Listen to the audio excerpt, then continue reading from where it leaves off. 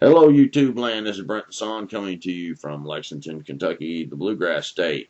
Before we get started, if anyone out there has a story that they would like to share, any type of Bigfoot, Dogman, or supernatural, that kind of stuff, if you think that'd be a good story, you can contact me at brentson@gmail.com. If you'd like to contribute to help with the show, you can go to a link in the description, PayPal me, and it's easy to use link, PayPal me. You don't really need any extra information. Just click that and follow the directions. Today we have someone from Australia, and this is kind of cool because I had been listening to some Yowie. They call it Yowie down there. A lot of people still call it Bigfoot, but I've been listening to some Yowie or Bigfoot encounters from Australia, and it was quite fascinating on how similar they are, but sometimes a little bit different too. And anyway, Daniel here has emailed me and said that he had some stuff to share, and I was like, wow, that's that's right up my alley because I was wondering if I could find anybody from that region. And where it's a time difference issue and stuff like that, it's not easy to connect and get interviews from places that are that much of a time discrepancy because schedules. People have schedules, but Daniel here, he's worked with me and he is staying up a little later on his end to help me out with this end. So we appreciate Oh, that it's very much. But anyway, 12 p.m. here. Daniel, go ahead, Daniel, and introduce yourself, man. And tell kind of where you're from and where the stuff is happening. Kind of give us an explanation of what's going on there. Okay, so my name's Daniel. I'm from New South Wales, Australia. I'm currently living in Canberra, but I used to live on the south coast, and so I grew up in Christian family and that, and I'd always believed in God and that, but I never believed in like the physical sort of encounter stuff that we talk about on this channel. But I think I'll start with the first physical encounter I've had with one of these entities, these creatures. It was a little creature, and there's this rainforest down the back of our house, and we used to always play there as kids and would swing on vines, and we're just familiar with the area. It's not a big rainforest, but it's this little place that we could go to and play when we were kids, and occasionally there'll be cows in there. But down the back of our place, there was a woman that lived in the house down the back of our place. So we'd just cross through their property, go into this rainforest, and they were artists and a little bit new agey sort of vibe to them, but they were harmless. They weren't like into spiritual stuff, just were good people. And so we would play down there, and so all four of my brothers, well, including me, there's four of us, we're down there, and two of my brothers are over at the other side, but me and my younger brother, where we swing on this vine that we always used to swing on, would go down to this little creek.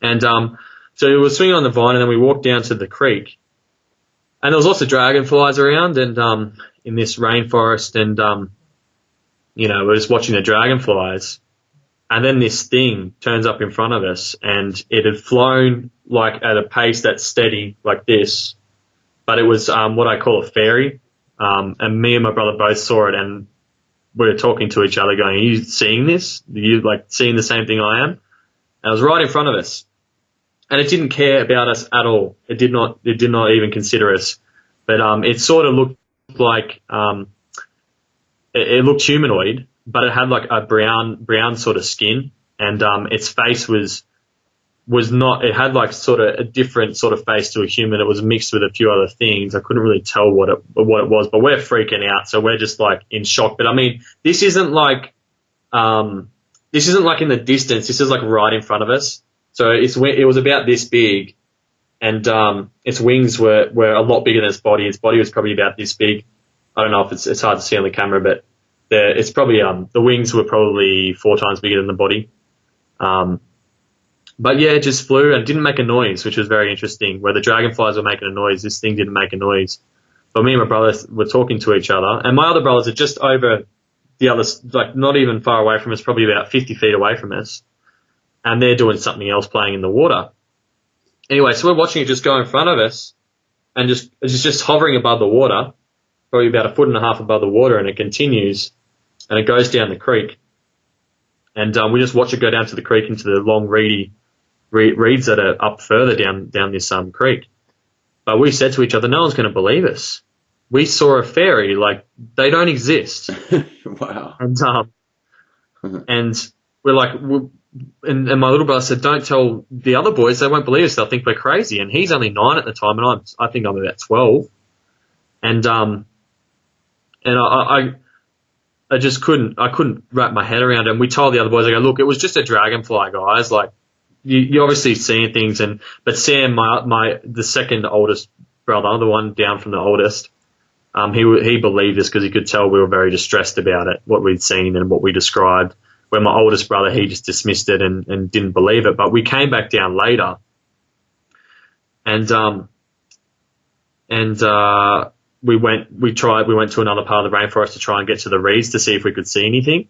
But we never had another encounter of it. But it sparked my memory when I saw that encounter. That fairy they found on L.A. Marzulli's thing, even though it turned out to be a fake. That L.A. Marzulli fairy, it just sparked my memory. I'm like, why have I seen something similar to that before? And it was like, it wasn't for press, but it was just like, oh, I remember now that event that happened, that, sort of thing. And but I remember now thinking back when we were kids, because when we were playing the rainforest, we'd always see these wooden planks, and they were just these just singular wooden planks that were like from like a fence almost, We're like, why are these here? Like, we were little kids and we couldn't tread on them without falling into the water because the reeds are coming out of the water and these planks are going on the reeds. And they'll go through the reeds, but you couldn't get through the reeds because you'd just be completely in the water. We're like, why are these little planks there? And the lady, from my memory, said to us, because we asked her one time, we said, why do you put the planks down in the swamp? We thought she put them there. And she goes, oh, that's not me, that's the fairies. And we're like, oh, whatever. This was before we had an encounter. And I forgot about it. Even when I had the encounter, I didn't even remember that until now. But she said, yeah, that's for the fairies. And she laughed and she's like, just kidding, just kidding. But it's like she obviously knew something because those reeds went all the way to the back of her house and it was just a big reed, swampy field sort of thing. So she was into all sorts of paintings of stuff. So they're actually I think they do quite well with their art. They're quite proficient with their art. But so that's what I remember. Then so hold on. Now so the thing, did it look similar to the thing that like size wise that the L.A. Marzulli? The wings were a lot bigger. Wings were a lot bigger than in compared to the body ratio. So the wings would most say the size of a foot, like a foot. Like, I don't know if I can compare. So the wings are like this, but the being itself is probably about this big, like the actual body. So it wasn't like, like the L.A. Marzulli one, how it's like the wings aren't massive. Yeah. So you can sort of tell, like, it's not really going to work physically, but this thing worked physically, but they were silent, which was really interesting. Yeah. There was no sound, but it completely ignored it. What did the wings look like? I mean, were they? They were soft. They were soft. They weren't. They weren't like bird wings. Obviously, they were more like bug wings in a way, but they had like a silkiness, I think, to them, like some sort of a hair or something on them that was from memory. But it was moving very fast, so you can only tell aspects of it. They were moving so fast that they looked like you would see like a hummingbird. That's how fast they were moving. Wow. So it wasn't like when you think, so when you think of a fairy and you think of them flapping their wings, and it wasn't like that. It was moving very fast, but it was very stable, like a helicopter. It would just move like that. And your brother watched this with you. Yeah, my little brother watched the thing, but he can't remember it as clearly as I can. He knew something happened, but he can't remember it because you sort of push those things away because you really can't figure out in your worldview how this fits in. So, but he remembers that something happened to do with the fairy, but he can't remember seeing it. but I remember like the whole event because I was older than him at the time. But at the time when it happened, you all both talked about We it. were talking to each other as we're looking at it. Like, we had so much time to observe it. It was at least 30 seconds of observation, just moving in front of us, didn't even look at us, didn't even consider us, just doing its own thing, whether it didn't know we were there or really just didn't care. I don't think the purpose of the encounter was to be like shake us up or anything. I think it really just didn't care or didn't notice us. So yeah, just moved right in front of us. And because like the dragonflies are flying around, we're like, that's a dragonfly. That's not a dragonfly. And it was like, yeah, I know, just be quiet, sort of like, don't disturb sort of thing. Just like, you know how you communicate, but like you don't even have to say it, but you both know what each other's thinking because you're both freaking out. So yeah, like the little things you say the whole sentence without you having to say it. It was that sort of thing. Yeah. Did it kind of scare you? Like thinking, was it kind of scared? scary? Probably not. Yeah, it was scary at the time looking at it, but also it wasn't scary in that we sort of didn't feel like we're going to get hurt by it. But we're thinking, how does this even exist? Like, how is this even real? This doesn't fit. Like, we're meant to be Christians. We're meant to be like, this doesn't make any sense. This doesn't fit. The Bible doesn't talk about this because we're little kids, like. Bible doesn't talk about these things, and you tell mum and dad, they just say it's a demon or whatever, and it's like, but this was physical, so it was conflicting with a lot of stuff. Yeah, even though the Bible does talk about out and out away from people and stuff like that there are like the screech owl and the satyr and it talks about doleful creatures, and I've often wondered, some of these little people encounters and things like that, because I've been talking to this one lady that's going to come on, and she watched a little humanoid thing walk across the road. She said it was kind of almost like a stick person, but it was humanoid, and she saw it clearly. She said, look, I saw this thing clear as day. It was right there walking across the road, and she said it was kind of spastic and jerky, the way it was walking. She said, but it was definitely a humanoid thing, man. She said it blew my mind. I didn't know what to think about it, but it kind of freaked her out. And she didn't know if it was going to, like, jump on her bumper of her car, or because she was in her car, watching this thing. And so it kind of scared her. It's like, I've mentioned this before, because she was scared it was going to, like, jump on her car or something and ride home with her. She's going to wake up. Yeah, I think you get that reaction is terror. But in this instance, because of the way it was behaving, it was completely ignoring us. So, like, we're like, just don't move so it doesn't notice us, sort of thing. So, like, we're thinking, like, it's just your brain can't really comprehend what's going on. But how far away was it from you? Right in front of us. Like, I'm talking, we're standing right. This little creek's only a few feet across. Yeah. And we're standing on this hill that comes down, and there's the creek here. And so we're standing on the hill. The vine swings here, and we'll jump there and then come down to this isn't a big area. And so we're standing here at the edge of the creek, and we're watching the dragonflies, and this thing just comes in front of us, right? We're standing here like this. I don't know if you can see that. Yeah, but we're like this. And it's like literally just right in front of us. Like, I could have grabbed it if I wanted to. Like, I could have just gone like that and grabbed it. Close. So you definitely saw arms, legs. Yes, I saw the whole lot of its body, and it was like, sort of going like that with its body. So imagine the legs are like that, and its arms are like that, and it's just got its head, and that is just moving forward like that. My goodness, that would be so trippy, man. My goodness. Yeah, but when you're a kid, right, it freaks you out so much, but you're also like so in awe. And like when I think back about it, like I can see it clearly because of how long we got to observe it for and just looking at it. And because I could see it from the angle like it's coming toward. But it's like down close to the water, so it's coming toward, but then like turning. So I got to see all angles of it. But I just remember the wings were big, but you couldn't see them move. You could tell there was some sort of hair or something on them, but they're moving so fast that it was like a hummingbird sort of speed, but they were a lot bigger than the body.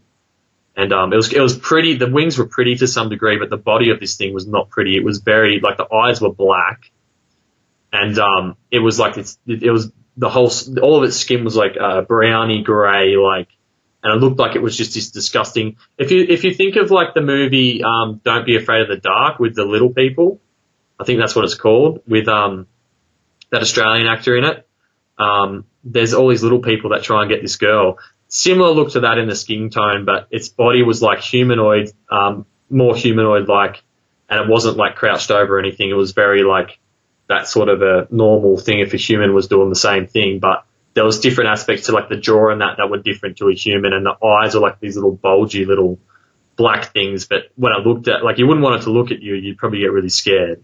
Yeah. But it drew the attention to us in that respect. It kind of looked trollish, or kind of. Yeah, I'd say trollish would be a word to use. The head definitely wasn't a human head, but it was human shaped. Yeah. If you get what I mean. Yeah. I can't remember it, but I think the ears are either holes. I think they're more likely holes from my memory, from what I can, like, because it's not heaps clear, but I think there was more likely holes, because I don't remember pointy ears. So I think they were more holes in the head than pointy ears sticking out like a traditional fairy. Yeah. So yeah, that happened. So we went back to the rainforest and tried to see if we could find one again, but all three of us were scared. So it was Sam, my little brother, and me, and we. So you know that those exist out there.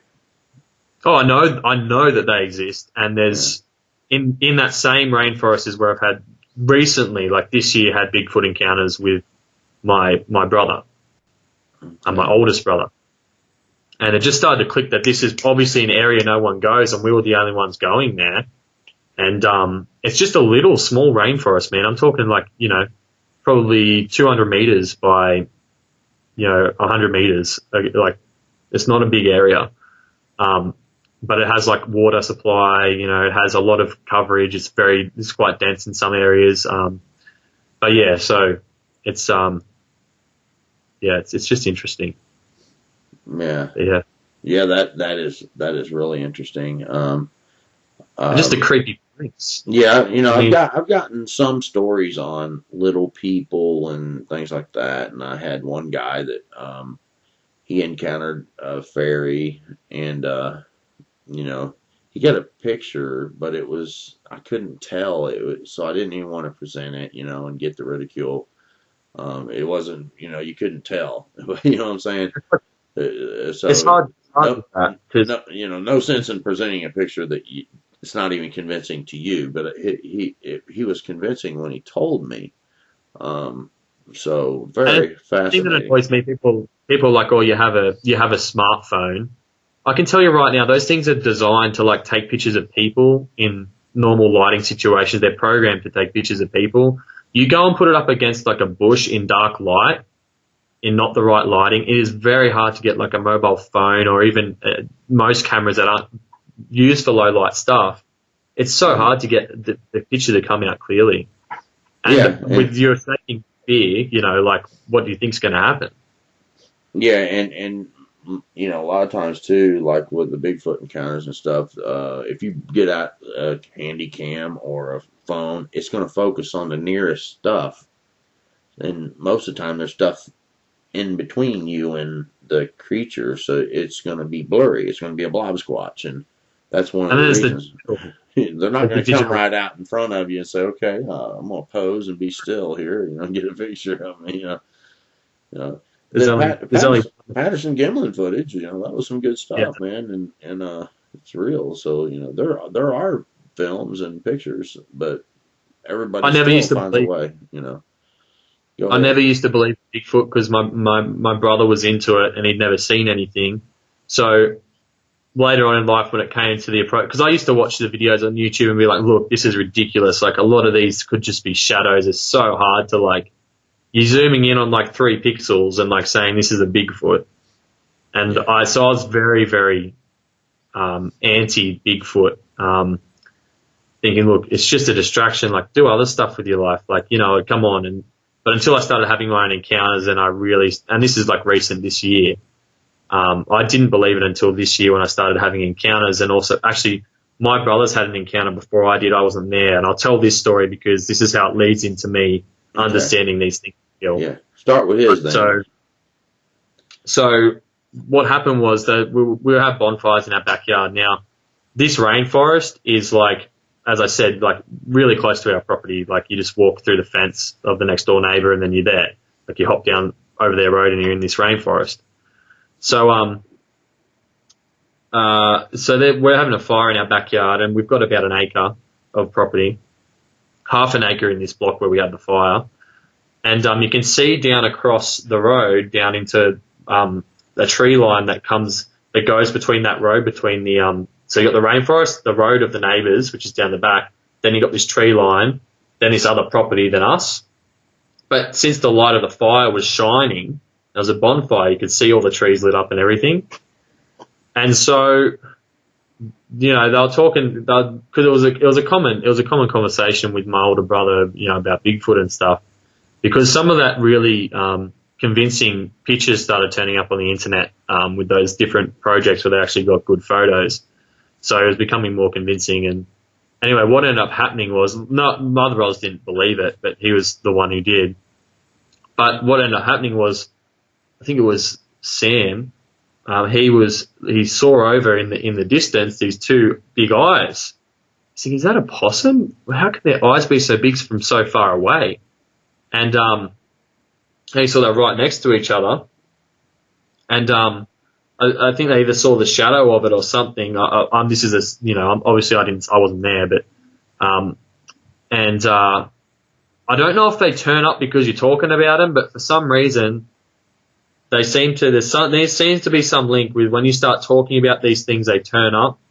Don't know if they understand English or not, or if it's a spiritual thing, but and other friends of mine have experienced the same thing when they go out camping and that. But anyway, so they see these red eyes, and so they start yelling at it and telling it to get lost. So my dad, my brother, two of my brothers, so it was my dad and two of my brothers saw it, the same thing. And at the height it was at, because it was actually a ditch that went down, but the height it was at, they go over there because they've gone. So they go over there, and if there's a possum, right? Possums are so easy to spot. They're so loud. They're so noisy, and you just shine a light into the tree. They don't really go anywhere quick.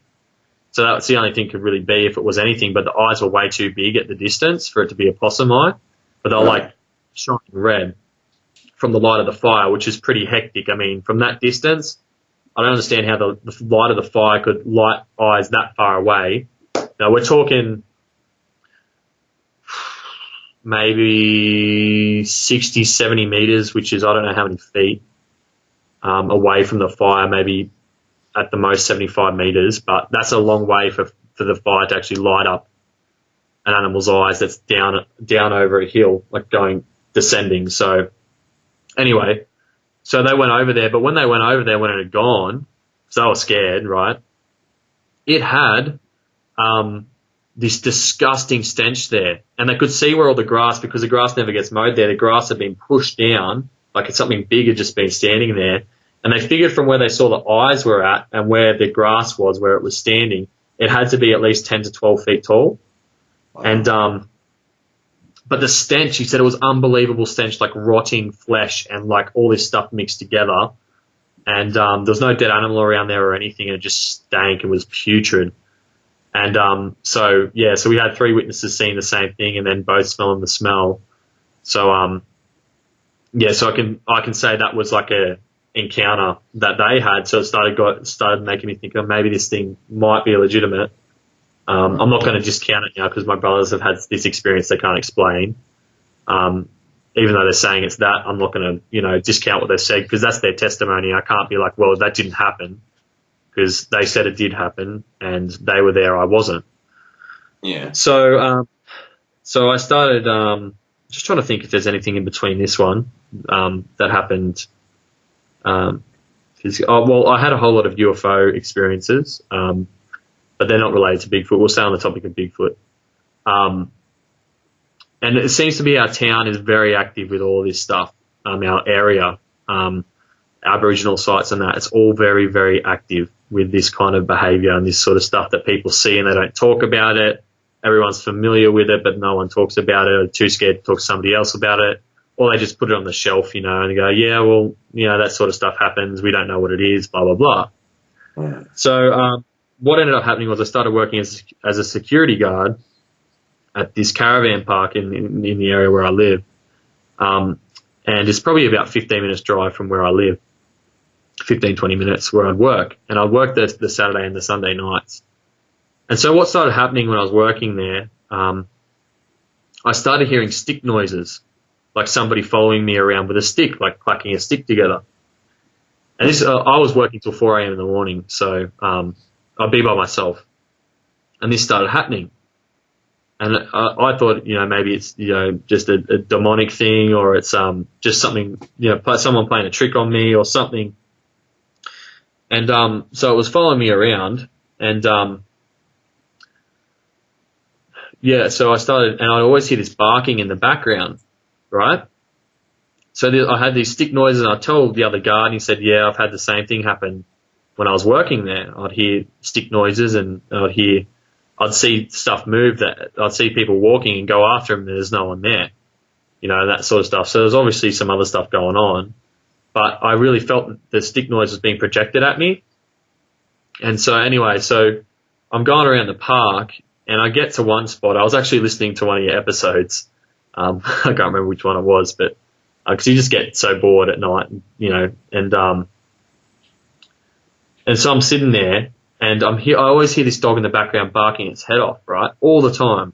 And there's no houses close to this park. It's the way in the distance, but I could always hear this dog. And so I started hearing the sticks again, right? But they were in the distance. So I've got to go find what this is. I was getting so annoyed.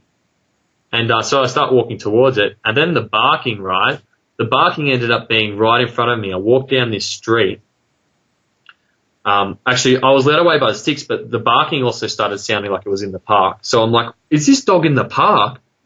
I'm like, this is going to wake everybody up, because I'm responsible for that sort of stuff as a guard. I'm like, who's brought the dog into the park? How's the dog gotten? It's the same dog, because the distance is not in the distance anymore. It's now in the park. I'm freaking out, and it sounded big. It sounded like a big German Shepherd. And I'm like, and it's very, very loud. I'm like, how is nobody waking up from this? And so I move from my position, and I go down the street, and then it's right in front of me, barking its head off, and like as if it's at the end of the street. And I'm like, oh no, what do I do? I'm thinking, like, I don't have any weapon, because in Australia you're not allowed any weapons as a security guard unless you've been like approved by the government. You have to go and apply for a license for a baton and all this sort of stuff. So you have nothing on you besides a torch, and your torch even can't be able to be used as a weapon. So it can't be like a long torch. It has to be a short torch and all this sort of stuff. It's ridiculous, man. It is the most dangerous job. I stopped doing it because, people getting stabbed, and, it's just not worth it for $25 an hour. But, anyway, so I'm moving down this street, and it's right in front of me now. This dog sound is right in front of me. And that stick sound was still over in that area that I was interested in. And, so it's right in front of me, and I'm freaking out, thinking this thing's going to attack me. And I'm thinking, I don't know what to do. I mean, like, German Shepherds are hectic if they're at this point. And then all of a sudden it stopped, and it was way in the distance again. And I was like, what the heck? Like, I was like, this does not make any sense. And then I heard behind me, in a small tree line, which is like right at the back of the park, I'd say that would be 150 meters away from where I was, I heard 2 loud tree knocks. And it clicked. This is a Bigfoot trying to get me to move from where I was so another one could move across the park. I was in its way where I was sitting. So for it to not be seen, it uses some kind of a way of projecting sounds so that I would move to a different position. Because you know how they're like ambush hunters and that? So there's multiple ones of them around the park. And so they got me to move position so one could traverse ground without me seeing it. And that's what just clicked in my mind. I'm like, okay, so I became very, very, very, very worried at this point. So I just start moving, but what I did is make sure I didn't turn my light on, so I couldn't be seen where I was going, because I didn't want to be followed if they were going to do anything. And because by the time I was at this point, I'd been listening to your videos, and I thought, look, this stuff is real. A lot of people are seeing it, so I could tell what tree knocks were in that. Because I'd seen the videos and that, and it just clicked, everything clicked with me. And you talking about infrasound and people having similar experiences with sound being projected. And I thought of guerrilla tactics, because I've been thinking of they're using guerrilla tactics, so they'd use that to make people move to a different spot. And so everything just sort of clicked when it happened, but it was terrifying. And so I moved to the other side of the park, and I didn't really, the dog was always in the background. from the nights. I just don't even understand how that worked, because the dog is always barking like that. I think it's an actual dog barking at them. They hate dogs, and so when they're traversing ground, it's some dog that's actually barking at them. But they used that sound and manipulated my movement to move me from my position. So that's when I really started knowing things are going on at this park. So I would hear, there was drones I would hear, which you've talked about. It's almost like a sub-drone. And it sounds like a car's there or something, or someone's got a car, so you go to investigate, but it's coming out of the bush. There's all bush surrounding these caravan parks. And it was low, and I could just hear it and feel it and just feel like it was directional. And I'm just like, I couldn't figure it. That was happening for a long time. And then it's finally clicked later on once I had some other encounters that that's what it was. But so when it really got really real is, just trying to think before I go ahead if there's anything in between that, I mean, there's so much stuff that's happened. There's main stories that I can remember. There's other intricate little stories that are just as significant, but there's been so many of them while I was at this park. Oh, okay. Now, this is what happened. I was sleeping, right, on shift accidentally. So I'm sitting in the car. It's 2 a.m, and I felt like this sleep coming upon me. This is a sort of semi-spiritual sort of experience. But I wake up from my slumber, and I didn't even know I'd fallen asleep. And I see these 3 entities in front of me, and one was like that of an angel. They were like, had this purple tinge to them. They were hovering above this pool area. And I'm coming to, and I'm looking at it, I'm going, am I actually seeing what I'm seeing right now? And one was like, so either side of this angel looking thing, which I knew was evil, it just had these eyes of hate, like, what are you doing here? Like, you're a disturbance to me. So while I was sleeping, these things were looking at me. And the 2 things next to it were like men, but they had like ram heads. And I physically saw them. It wasn't like, it was in my mind's eye, and it was like coming out of a dream, and I sort of like half saw them. I actually rubbed my eyes and rubbed the window from the fog of my breath when I was asleep, and I could still see them, but then they disappeared as if they were veiled. And so I knew something was really up at that point, having these experiences. And so there was like an angel and 2 things on each side of it. One either side of it, and they both had ram's heads, but human bodies. And the one in the middle, I'd say, was about 14 feet tall, and it looked like that of an angel, but you could tell it wasn't angelic in a good way. And they had a purple tinge to them, and they're just standing there looking at me. But it's like they realized, he's awake, so hide ourselves again. But they were just hating on me as I was asleep, like they didn't like me being there. So obviously I was disturbing these beings and entities and whatever it was, my presence being there, because I only just got a guard to start doing this again, start doing the nights there again. And I was doing it more frequently, and I was a good guard where I'd actually stay the whole time, whereas most guards would leave and say they stayed, but they didn't. So I was obviously disrupting stuff that was going on in the park and becoming a very big nuisance to them. So whatever this thing was, if it was a principality, well, I don't know what it was, but that's what I saw. And I literally physically rubbed my eyes. It's still there. Rubbed the screen. It's still there, but then it disappears. So I could confirm it wasn't like me half asleep. It was me awake, seeing this thing, even though it was only for about 10 seconds. So this is all within the same park. But then, so I kept hearing noises in the bushes and stuff like that. And like, you know, in Australia, there's not a lot of wildlife that we don't have bears and that sort of thing. So the heaviest thing you're going to hear is either a deer, which is very rare. We don't have them everywhere. Like that, maybe if you go to like a state forest or something, you might encounter 1 or 2, but we don't have them. They're not hugely prominent where I live, and they're definitely not around people. So the things we have is a lot of kangaroos, and you know what they sound like in the bush. They hop, and they're just very easy to determine what they sound like. So anything other than that, you know something's up. And you don't have to, like, you just go through your mind when you're hearing stuff, figuring out what it is. And it just doesn't match up when you hear something. So the sort of noises and stuff that I was hearing walking in the bushes and that, it was too heavy to be human, and definitely not a kangaroo, definitely bipedal. But I'll just sort of go, okay, I'm going to ignore that because I've got to stay focused on shift.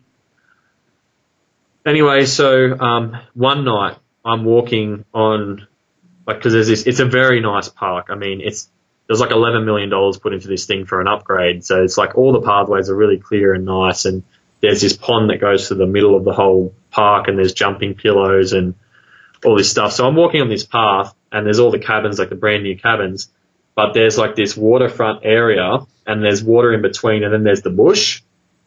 And so I'm walking on this path. Now we've got to understand that the distance between where I was walking on this path where the cars go, it's not a walkway, it's actually a path for the cars to get to their cabins.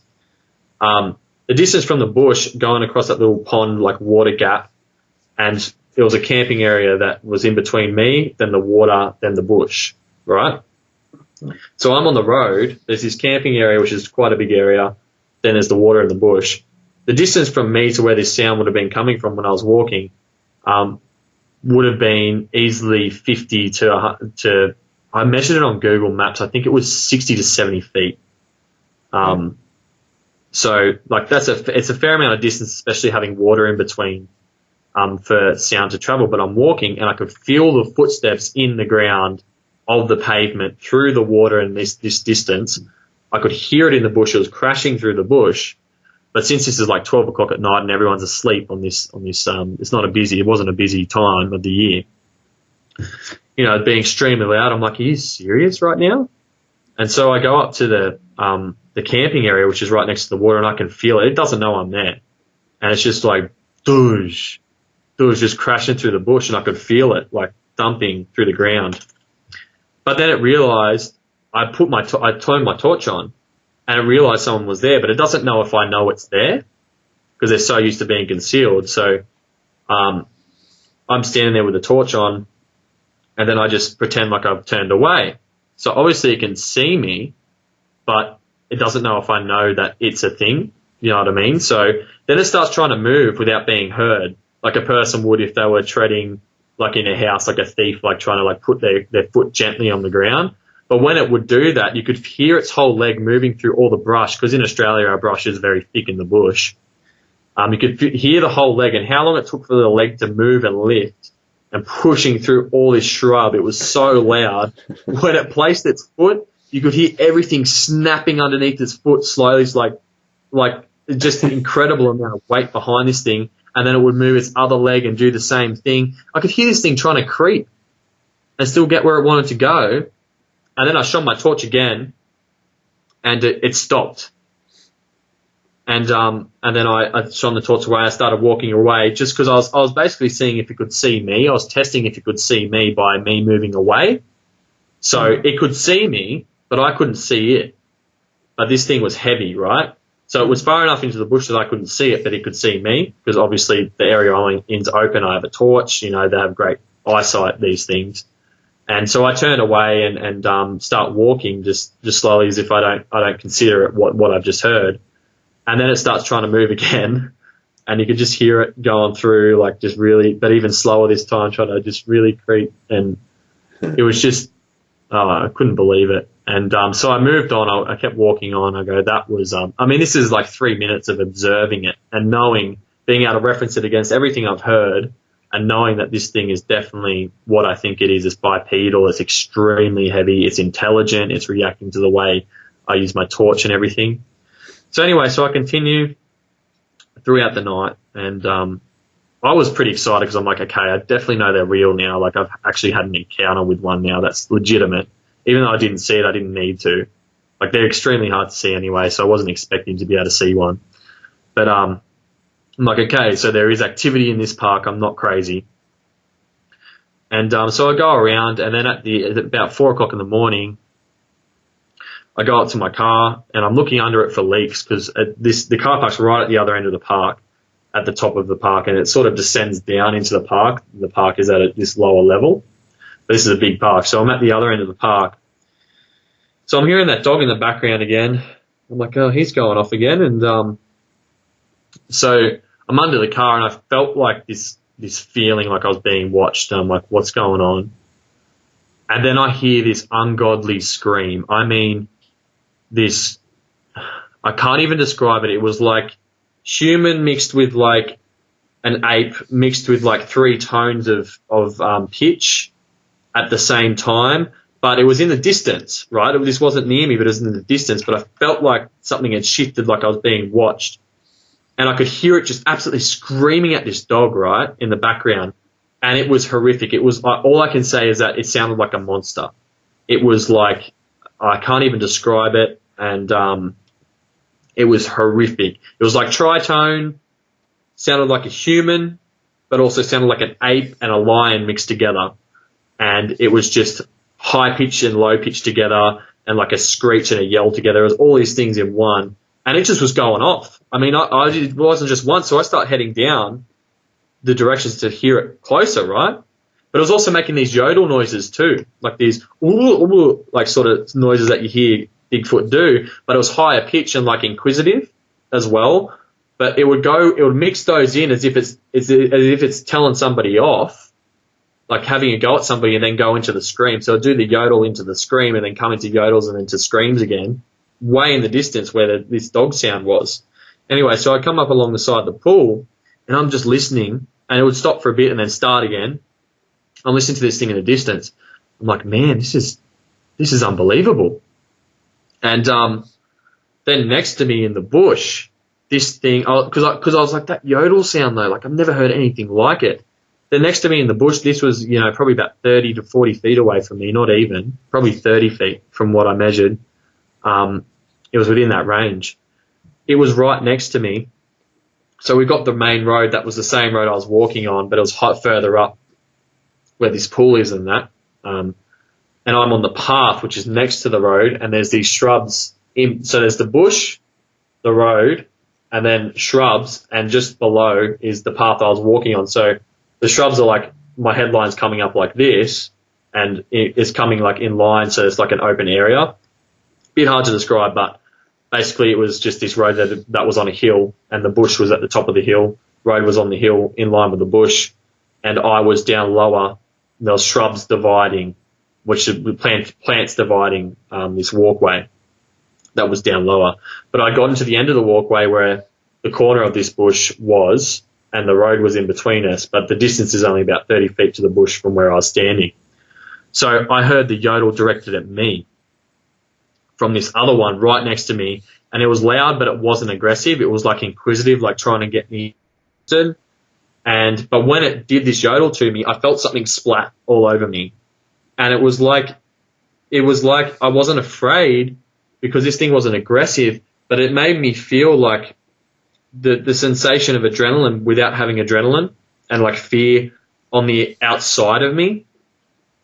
And I was like, okay, just pretend like you didn't hear it and just walk away normally, like you haven't been affected by whatever this feeling is you're feeling right now. So it's like my skin was screaming, like in fear, and it wasn't fear within myself. It was like this fear attached onto me. I could literally felt it splat all over like my body, like it was just this splat sort of feeling. And what ended up happening is my body started shutting down. So I just walked calmly through the pool area, so I wasn't near this roadside anymore. And I could still hear them screaming, and it started yodeling again, and they're yodeling back and forth and screaming and stuff. And so I'm walking through the pool area, and I'm thinking, this thing's probably following me in the bush. I knew I was a target. Because what they tend to do, from what I've studied on them, is they draw you in and ambush you. So they'll try and attract you and then ambush you. So I wasn't going to engage in any way. So I go walking through the pool area back up to my car. By the time I got to my car, like my body I wasn't able to control my body properly, but I was like really focusing with my mind to make sure this thing didn't overtake me. And so I go to put my key in the car, had to get my other hand and like direct my key into the car lock. I was just trying to stay as calm as possible because I knew if I submitted to what this feeling was, it would be all over and I would have lost control and wouldn't be able to move. So I get in the car. Now I'm driving home.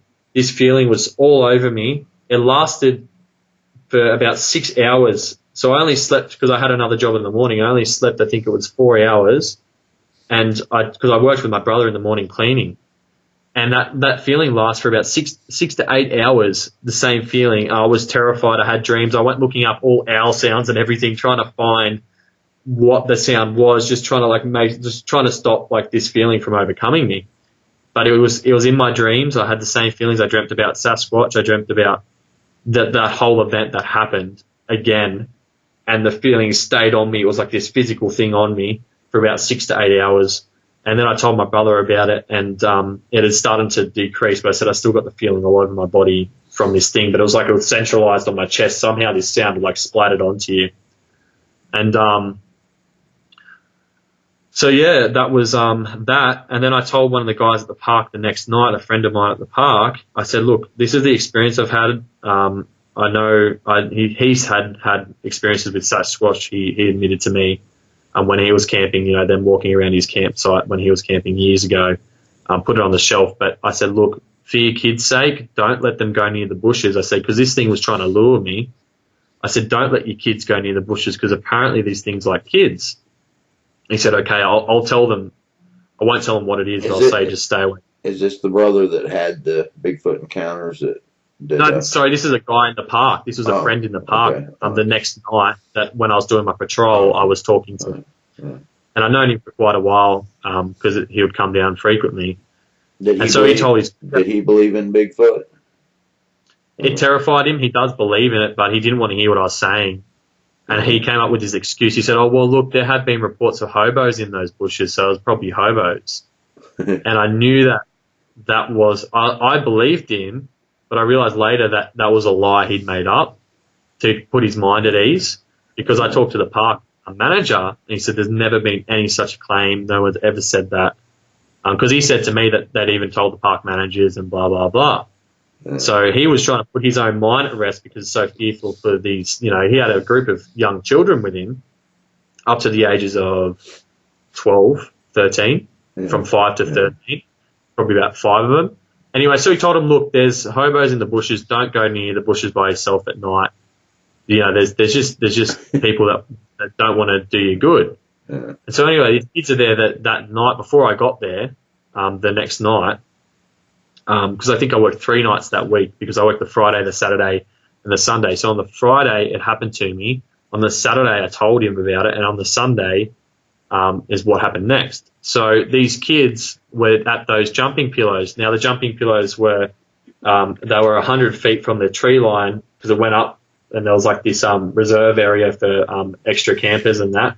And that's where that bush was where the thing yodeled at me. So they're at the, so this is the, what do you call it? The jumping pillows. They're here, goes up and there's the reserve area and then the bush line.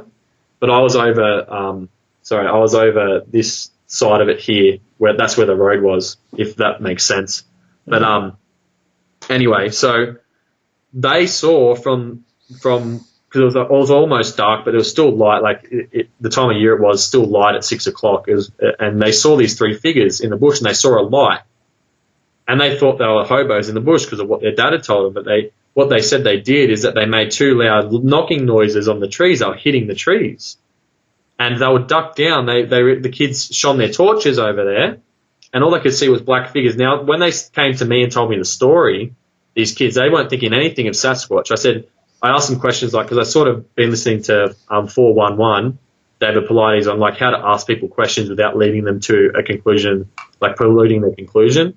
So like I said, okay, you're telling me you saw people. I said, did you see pants? Did you see a jumper? Did you see a cap? Did you see a face?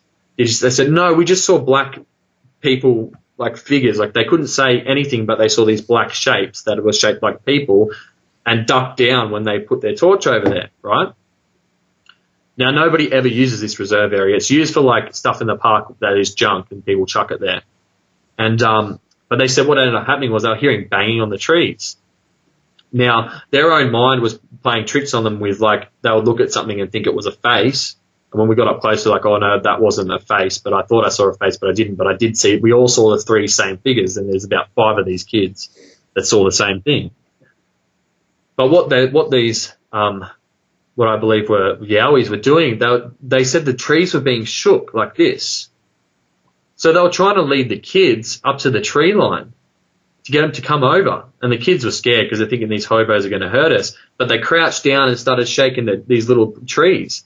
And then hitting, and they stick knocked on the trees really loud. but there was some sort of light that they had with them. They thought it was a torch, but I said, did you actually see a torch? Was the light like a torch? He said, no, I saw a light.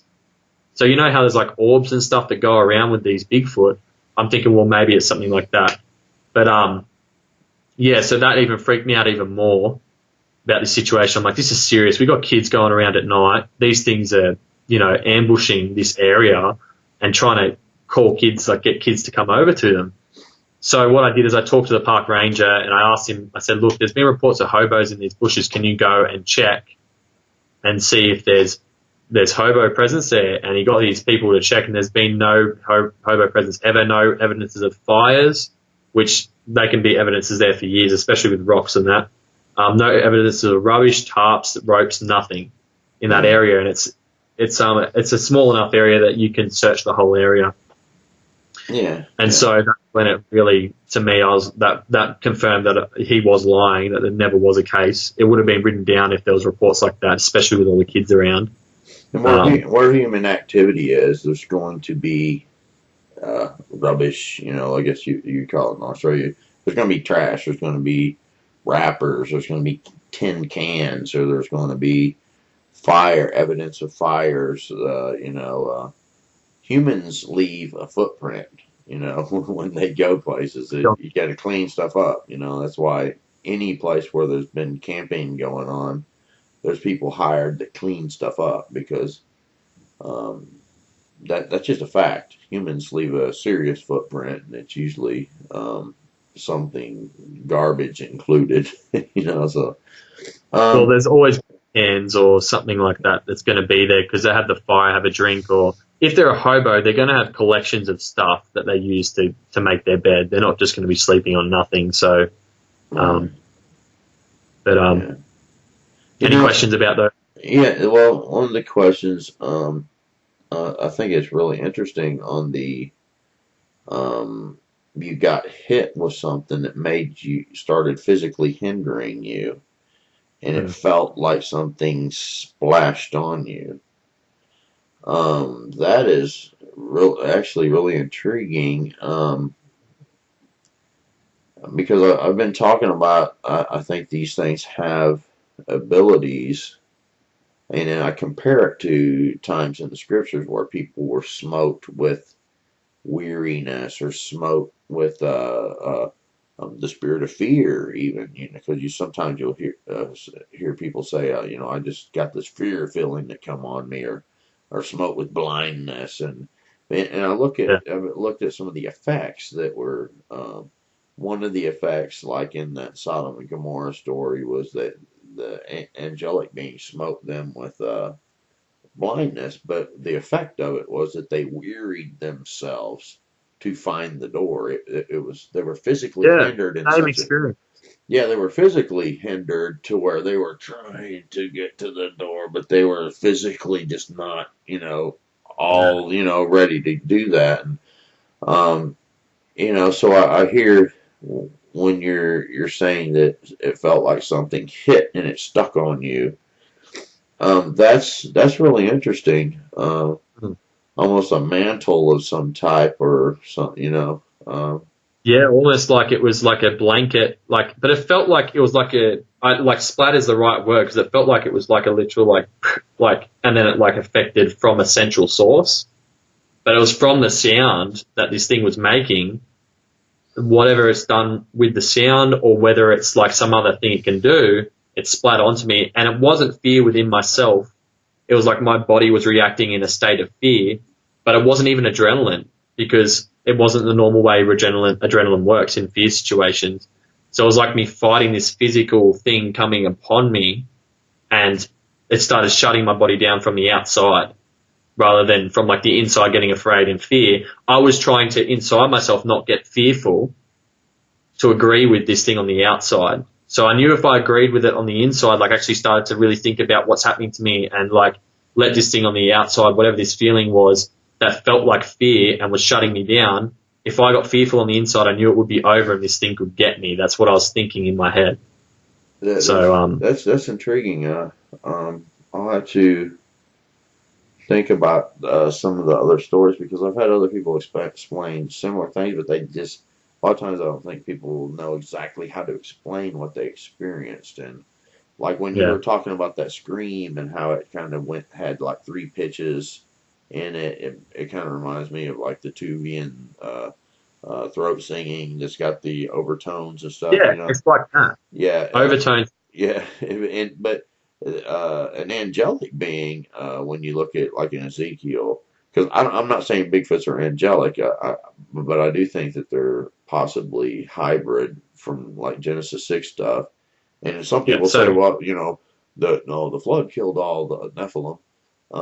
The flood killed everything on the face of the earth. So if they dug themselves in, like it talks about in Amos, there were some that dug the, it talks about those who dug themselves into the earth, or if there was some other kind of tactic that they used to not be on the face of the earth, then they could. You think about it too. It says there were Nephilim in the land in those days, and also and after that. also, Yeah, and I you know. don't think So, it's like I don't think it's like it has to be one occurrence. I think because of witchcraft and that is how it came in, what in the Book of Enoch describes, and that it can be two occurrences, and that people engage with these entities in that way, and yeah, it can happen again. because You know, I because do it's I do think that Bigfoot is an actual physical being that lives in the yeah, woods that same. has to eat, has to hunt, and all those kind of things.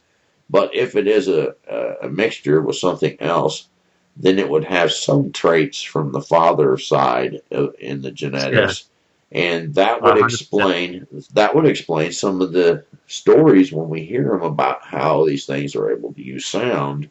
And I've often brought up the case like where the angel, trying to show the father DNA side. Mm. Angel was it said an angel and a flaming sword was placed at the to guard the way to the tree of life. You weren't supposed to go to the tree Yeah, of life no more. And it said an angel and a flaming sword. So the flaming sword wasn't an angel with a flaming sword. It said an angel and a yeah, flaming they're sword. two separate things. Yeah. Yeah, So the flaming sword was something that the angelic being had at its disposal somehow, or was involved with. So it's like, okay, what's this mean? And the word is an enchantment in Hebrew, if the definition of the word. So it's something audible, something a sound.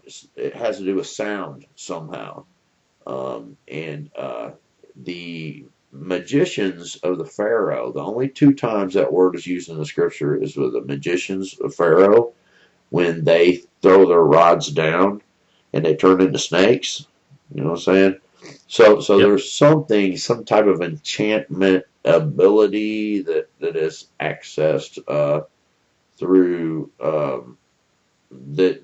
Obviously, the magicians that Pharaoh had knew how to manipulate or yeah, tell whatever. you secrets and stuff. Yeah, so it's not that their rods really may be turned into but they could make you think it did, or something. I Yeah, mean, I don't really know because Moses threw yeah. his down and it turned into a snake and ate theirs. But I think you're 100% correct. Like, I just think it's like with people thinking that we're physical and spiritual, and our attributes reflect that of God, right? Because we're made in His image.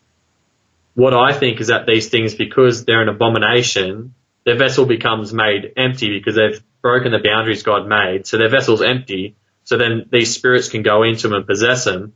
But what their vessel was made out of was a commingling of, like, as you said, angel and animal, or angel and human and animal, whatever it is. They're going to have attributes in the physical like we do. Like, we're spiritual and physical. We have abilities to communicate in the ways we do. They have the abilities that their parents would have as well in the image they were made. yeah, So I and think it's 100. and one of the other myths that I've had to debunk is some people when they think of an angel, they think of something that's not physical. But Yeah, angels are physical also, but they're able to go in and out of this dimension. You yeah, think about manna that was in the wilderness, that was bread that was given to the children of Israel. That was bread that was from heaven. It was from another dimension given, and we could eat it. It was it's physical, physical. cook with it, and all kind of stuff. Angels sat down with people and ate dinner. They wrestled with people physically, like Jacob fought with one and threw his hip out. So Yeah, uh, it's we don't make up the rules. Like, Just Yeah. because you think something doesn't mean it's true. Like, you don't make up the rules of how this stuff works. It Yeah. works the way it works. And think about when Apostle Paul, he talks about there's different kinds of flesh. He's talking about flesh. There's the flesh of fish and flesh of beast, and then he says that there's and he was talking about the resurrection. When you get resurrected, you're going to get a new body. You're going to have a new Yeah. body. It's going to be physical. You're not just going to be floating around in a spirit form, forever. He's going to resurrect your body. Jesus was resurrected. He took his body with him. That's why you'll never find his body buried. He's got it. Yeah. You know It took what I'm it with saying?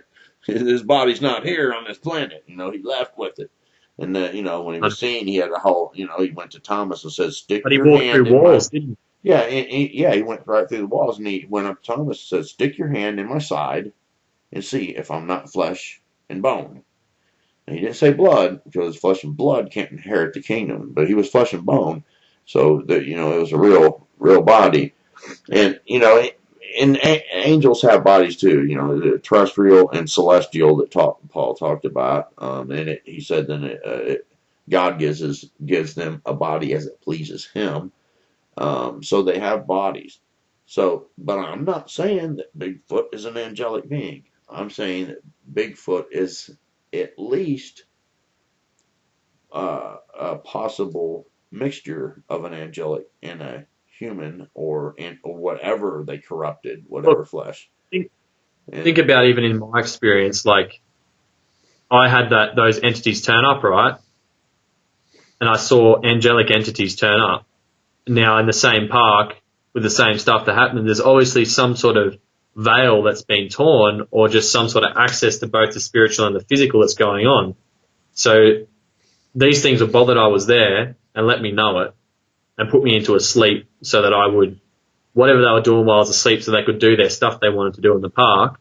Yeah. And then I'm having Yowie encounters in the park, and then I had that physical experience from this infrasound sort of thing we're talking about. I think it confirms like everything you're talking about. Yeah, and you know what? I've even watched, the Bigfoot Outlaws. They are completely 100% flesh and blood. So am I. Yeah. Sometimes people think when you go talking about some of the ideas I bring up, that somehow I'm saying that they're not flesh and blood. Yes, they are. They could even be descendants of Cain and not even have this angelic aspect. I don't know. But one of the things that Cain was accused of was that very problem with the daughters of Cain. You know what I'm saying? So if Cain, if he somehow dug in and he survived and what have you, because he was banished, and he was banished away from people. So there's some people that have this idea that it's Cain. But anyway, the Bigfoot Outlaws, they say flesh and blood only. But I tell you this, they have talked about a lot of times the scariest Bigfoot places that they know of, that they were the most scared at and didn't want to go there alone, have history behind them. Usually something bad happened, or it was a burial ground, or some type of something like that. So it tends to be, I bet you, with the Aboriginal type practices that go back in deep history, those some of these areas probably have more activity than others that had stuff like that going on. Because it seems to attract them.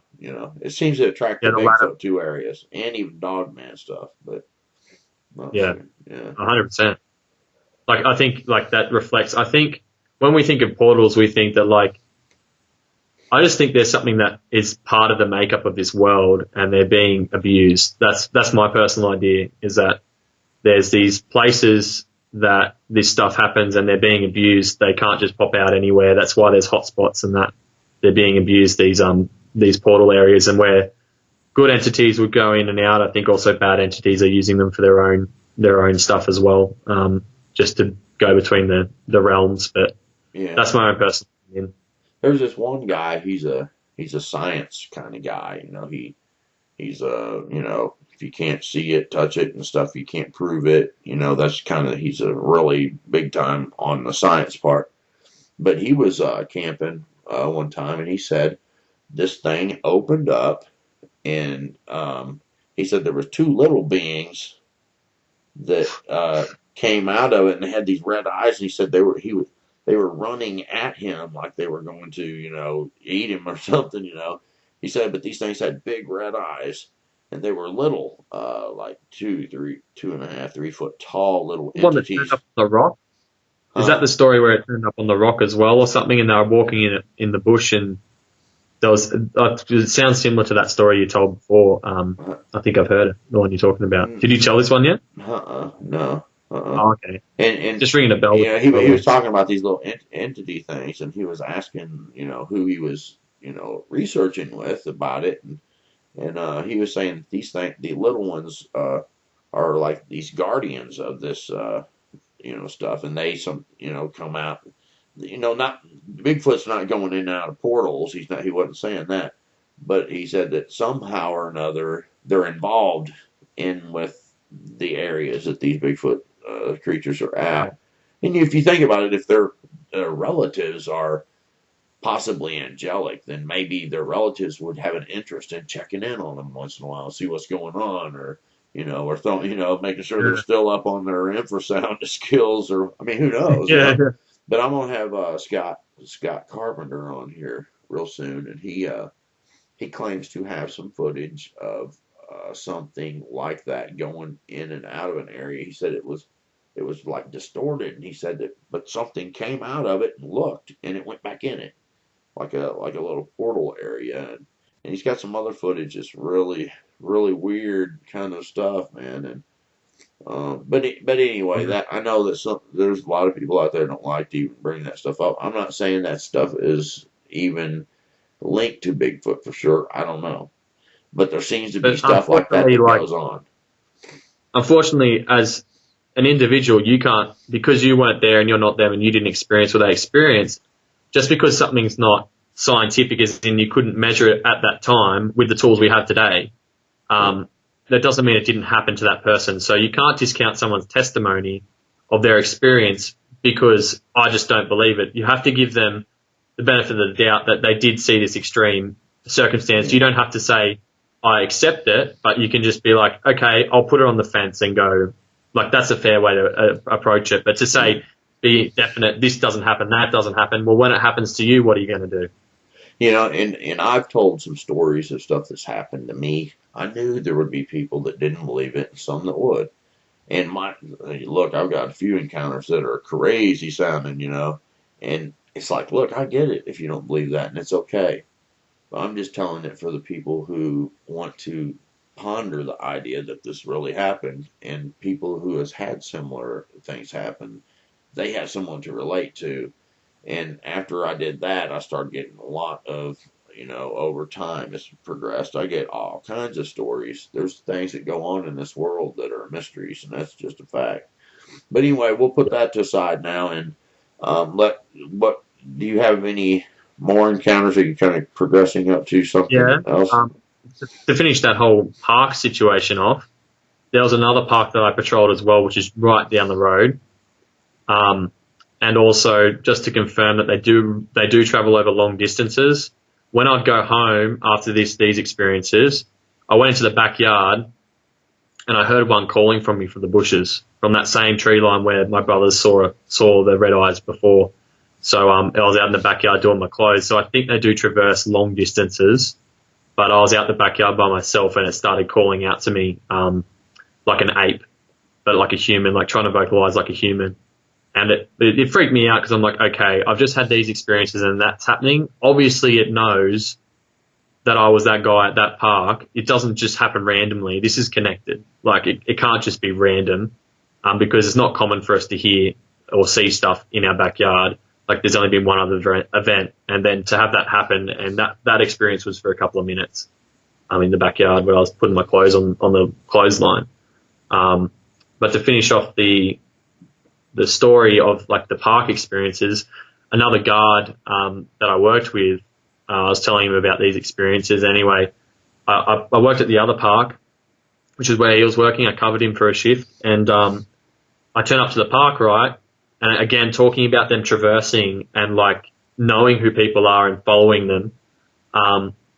As soon as I turn up at the park, straight away, as soon as I start the shift, it's like 9 o'clock at night, and there's nobody in the park because it's a dead weekend, and I hear these rocks being thrown down the hill, very, very, very loud, and they must have been pretty big, decent-sized rocks. I hear them being thrown down the hill. I'm walking through this path, this driveway that goes right through the middle of the path. This would have been 100 feet away from me, 150 feet away from me, where these noises were coming from in the bush line that goes up this hill that surrounds the park. And I'm like, are you serious? Are you kidding me?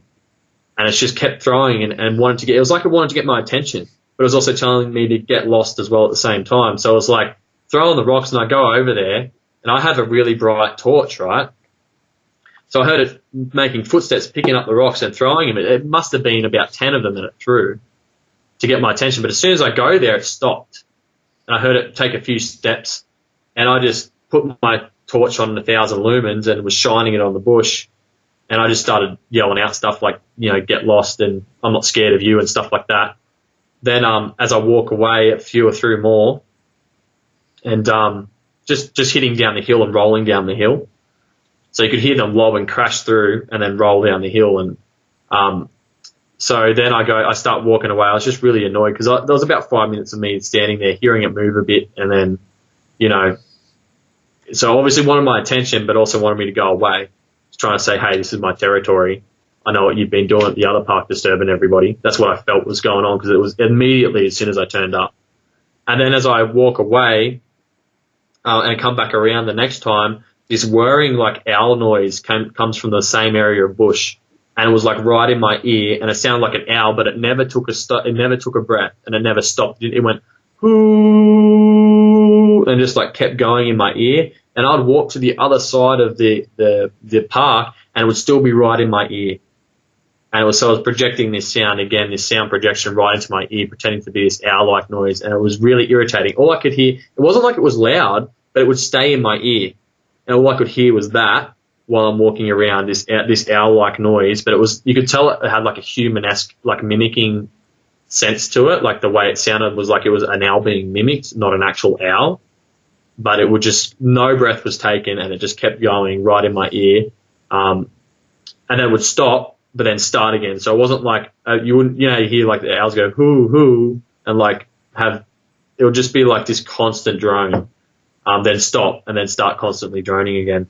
So, yeah, but, did you feel any physical effects? it was just sort of to annoy me, I think, to get me to move away, to get me to feel uncomfortable and leave the park or something. But I just stayed away from that side of the park. But then what happened the next night was the guy I took over the shift from, he did the next shift, and he rang me up. He said, dude, there's something throwing rocks in the bushes. And I said, are you standing here at this point in the park? And he said, yeah. I said, yeah, it's one of them. It was doing to me last night. So he confirmed the experience. Yeah. And he said he could hear it moving through the bushes. So that sort of, I finished doing security work after that, but just because I ended up getting a better job. But yeah, so that ends that experience with Bigfoot in general.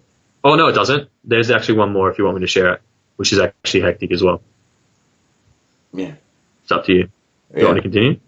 Yeah. Okay. So with the rainforest where I saw the fairy, in between these events, me and my brother went down to the rainforest, right? My oldest brother. I'm 24. He's 27, I think. Anyway, so we go down to the rainforest down the back of our place because we were looking at who's that YouTuber who shows you all the tree structures and that, Utah Sasquatch. So we'd been following him for a while and knew what to sort of identify. And so anyway, I come to this area, this mini clearing area, and there was like these, it was like there'd been all these sticks have been curved into like this like hiding area, and there was two of these like den looking areas, and on the ground it was extremely flat. Now, no normal animal could get in there, no cow or anything. And I could hear the farmer off in the distance with his cows in his paddock, which is not in the rainforest, but outside of it. But I look on the ground, it's got this little teepee that's been made. And it's like there's just tiny twigs, but they're just like arranged like a teepee and stacked on each other and intricate and like geometric. And I go, check this out. And my brother's like, oh, it's nothing, man. It's nothing. I'm like, no, like seriously, this is something. I said, I bet you anything, these are like markers to know if someone's been in here if they can't smell you. So like if you knock it over, it'll know that someone's been in here and their place is like, or an animal's been around or something. They might put them everywhere just to like around where they're staying temporarily to like notify people have been in their area. And I could tell that something big had been laying down there. There was I'm pretty sure from memory there was hair of some sort, but I didn't think of collecting it. So I just stayed in there for a bit because I know that they're very sensitive with smell. And I knew if it was there, it would know and it comes back, it would know I was there. So I just stayed in there and I didn't disturb the teepee, but I moved one of them a little bit on one of the sticks on it a little bit. And so we moved out of that area and go to the other side of the rainforest. And by the time we got to the other side of the rainforest, which was probably about 10 minutes later, we heard this scream like a man. It was like, ah! Like he's angry. And we could feel it through the ground, the scream through the ground. And I was standing on a log and Josh was standing on the ground. We both heard the same thing. And and it came from the direction where we were before. And we could tell because it's such a small area, you can tell where it came from. And it was just like this human ape-like scream that was just like really guttural and not possible. The amount of volume in the lungs, you could hear the cavity, like the chamber cavity from that far away. You could hear it resonating in the cavity of this creature. And you could also tell that there's no way a human vocal cord could be that loud. Nobody ever goes down there anyway. Who's going to randomly go in there and scream like that, let alone be so far away and have it project through the ground in vibration? And so we crept back around to get out. We didn't end up engaging, but we knew something was up. And but we both were there and heard the same thing and felt the same thing and could confirm it to each other. So we were in a den. I think it was watching the farmers as because they had music on as they were herding up the cattle, because you could just hear it. And I think they would have been observing the farmer and left their den or whatever, their temporary area. We went in there and it didn't even know when it came back. It got really angry that someone had been in there. So that was hectic. And yeah, so that's, from memory, that's the last Bigfoot story I have. Okay. Yeah, it's really interesting. You know how Bigfoot stories are, even in Australia like that, and it's similar behaviors, and similar looks, because there's different looks, that I've heard from Australia, but even in the United States, they look different throughout the different areas of this country, and I've even have a picture of a rock from Australia. It's a pretty big piece of rock, and it has a carving that looks like a Dogman. Because I thought that was kind of, Oh, really? yeah. I mean, it's a Anubis looking, with a human oil, a dog head and a human looking body, almost just like the carvings in Egypt, yeah, and so it's like either some people from Egypt came here and carved this a long time ago, because it was really old looking stuff, and I know that there's a lot of similar stuff like that in Australia from the ancient times of the Aboriginal people making these stone carvings and what have you. So it looked to be really old, and So I mean, people were seeing similar things throughout the world, and I haven't really heard of Dogman encounters too much from Australia, but I bet you there are some. There's one story I heard of Dogman. It's the only one I heard, and it's that this guy in the Blue Mountains.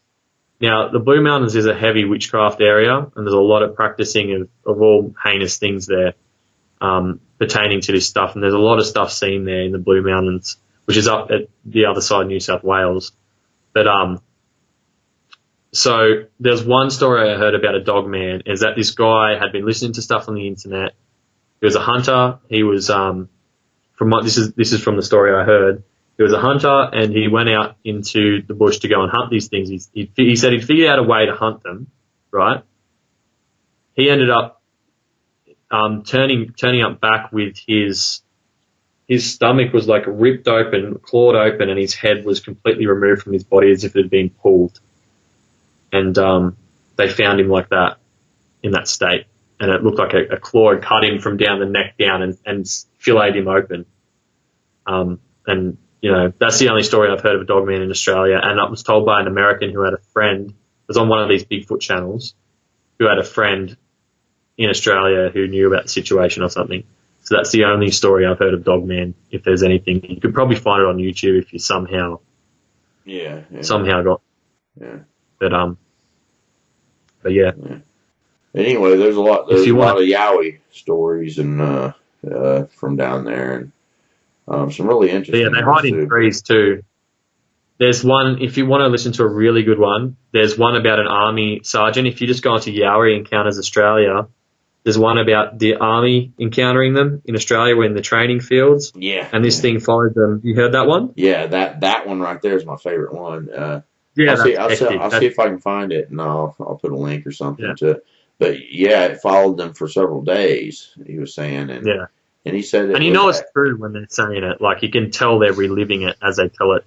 Yeah. The story. There was a really, really interesting encounter. The way he told it and everything was just fascinating. It didn't seem to be more a juvenile one. The way it but it was still really tall. Yeah, it was still big. I mean, you know, probably a teen. It's like 14, they reckon 14 feet or something. Yeah, well, I don't really remember, but the way he told it, he felt that it was a teenager, like, you know, or at least it was acting. It acted kind of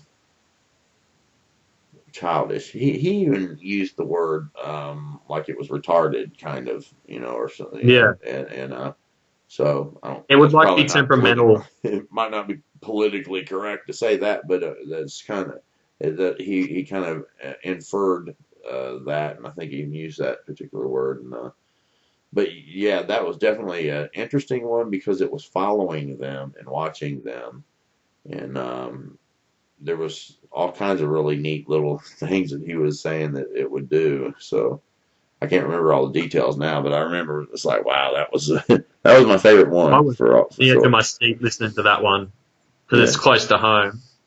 Not close to where I live, but like it's in the state that I live in, and like just you can tell when an Aussie's telling the truth.